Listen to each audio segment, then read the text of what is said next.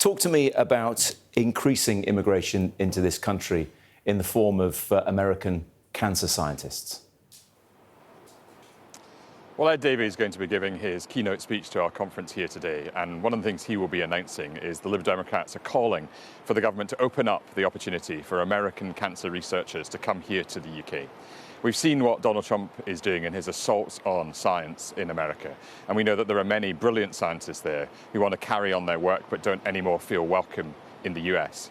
And I'm sure that there are many families across this country, if not every family like mine, who've been affected by the loss of somebody in their lives to cancer. We know there are brilliant scientists here, and we want to make it easier for those American scientists who no longer feel at home there to come to the UK and help us in our efforts to beat cancer. Yes, you're absolutely right. Cancer affects 1 in 2 people in their lifetime in some form or another. Have you been given a steer that some of these cancer scientists in the US that you would like to attract to the UK would actually want to come? We know that Donald Trump is somebody who doesn't really follow the evidence. And we saw just yesterday this extraordinary announcement in his belief that paracetamol somehow leads to autism for those women in pregnancy.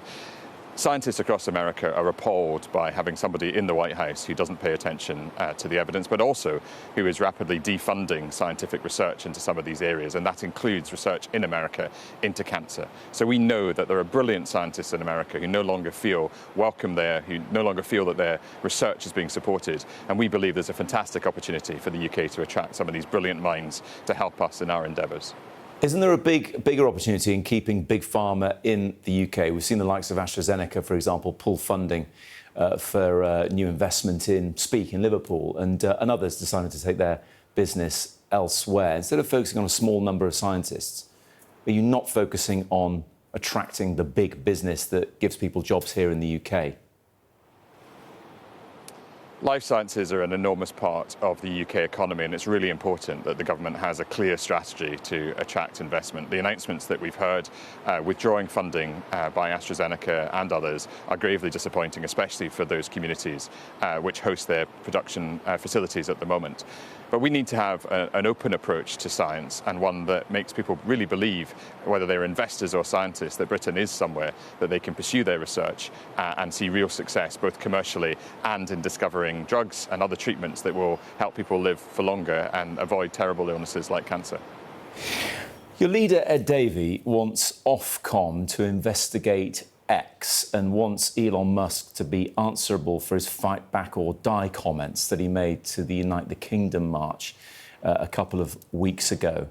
So with that in mind, why does Ed Davey still have an active X account, and the Liberal Democrats do as well? What Ed was pointing out is that X is a platform on which we know that since the changes that Elon Musk made, unfortunately, illegal content is present, especially content that represents the abuse of young people. And we are saying that he should be held accountable for that. We also know that many folk in the media and in the public are using X as their source of information. And as a political party, we are keen to ensure that everyone is aware of our views. Let me come back through at that, Calum X Miller. that we're able to communicate some of these policies. Yeah, let me just come back at that, because Ed Davey was very clear he was making a stand and not attending the state banquet at Windsor Castle in protest at Donald Trump. But when it comes to X and his problem with Elon Musk, he's having his cake and eating it by staying on the platform. No, I disagree. There's a massive difference between commercialising a platform and making money from misery, which is effectively what Elon Musk is doing, and using a platform to communicate your message, which is what Ed's doing. There isn't, because I looked at your own account on X and you made a point of stopping posting to it earlier in the year. Your own account directs people to other means, directs people to email you or go on Blue Sky. So you're doing it. Why can't your leader?